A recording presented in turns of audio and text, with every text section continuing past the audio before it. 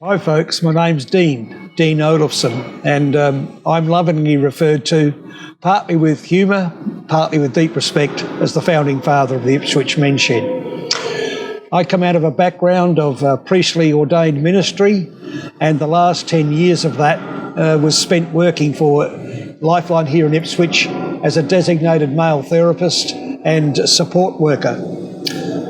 During my years there, I interacted with a lot of men, 18 to 80, but particularly I became aware, as a consequence of that experience, of older men who were feeling depressed, despairing, turning to alcohol, drugs, pornography, and basically lonely and bored. Around about that same time, I heard of the Men's Shed movement in Australia, and I was fortunate enough to go to the national conference, which luckily was right here in Brisbane, so I didn't have to fly interstate or have any expense in getting there.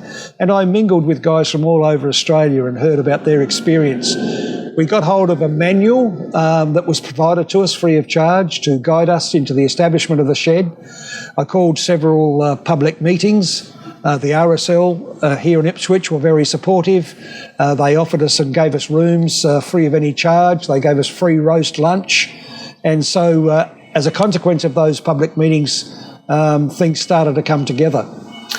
The biggest hurdle initially was finding a venue. I liaised with all the real estate agents in the town who were very helpful. That's the good news. The bad news was that they'd ring me up and say, "Dean, I've got just the space for your men's shed." And the guy only wants $250,000 for it, or $1,000 a month rent. And of course, we had nothing in the kitty. So bless them, they tried to help. And then as a consequence of networking, a friend of a friend put me in touch with the Salvation Army. This was just after the floods here in Ipswich, and I heard that they had a shed at the back of their chapel, and just between the chapel and their big warehouse here in Bundamba.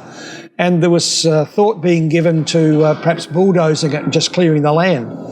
Well, cut a long story short, a friend of a friend of a friend put me in touch, and within 24 hours I'd established a memorandum of understanding with them, and I came and saw the shed. No walls, no windows, only half a roof.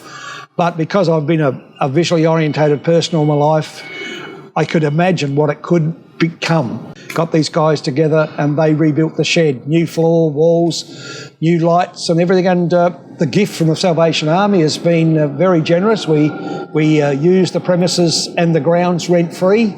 And in return for that, we've helped them with various projects. We've restored kitchen furniture and lounges and chairs for single mums, deserted wives.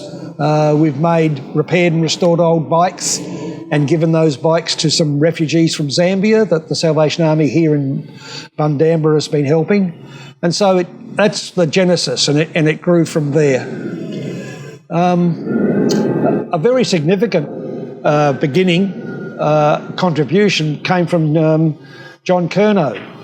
And John rang me from his bed in the Ipswich Hospital, and he had read about in a story in the QT, and they had been very supportive of us in the early days, lots of photos, reports from public meetings. And John rang me to say that he was in the Ipswich Hospital awaiting surgery for his cancer. The surgery may not save him, but he was certainly going to die without it. So John said, "Look, whether I live or die, Dean, I want you guys at the shed to have all my tools and equipment." And we didn't even have a space to store it. So in time, Judy rang me, his widow, and said that he'd not come through the surgery, but he had made her aware of this gift. So my next door neighbour, bless him, had a big shed that was empty, so we filled it up with all John's gear. And that was probably 18 months before we had our own space. And here's a photo of John. We have a framed photo in the shed, and we honour his memory and his generosity. And Judy was present at our opening day, and we really wanted to honour her and the memory and contribution of John. And that's been symptomatic. In the couple of years since, In those early days, I was getting a phone call almost weekly with somebody saying, Grandpa's died and he's got a shed full of stuff and we just don't know what to do with it. Nobody in the family wants it. So we turned up with trailers and utes. Some of the stuff we took straight to the tip, to be perfectly honest, but a lot of it was good. Drills and saws and hand tools. And over the last couple of years, we've probably had, I would estimate, probably somewhere between $30,000 and $50,000 worth of equipment given to us. And that really got us kick-started. And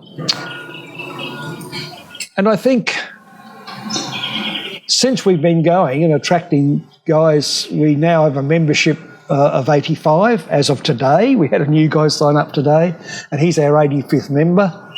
And we've moved from a steering committee to a committee of management. We now are fully incorporated. We have our own insurance and the continuation of the Memorandum of Understanding with the Salvation Army, who are absolutely delighted at what we've done with the property, as we are with their gift and generosity.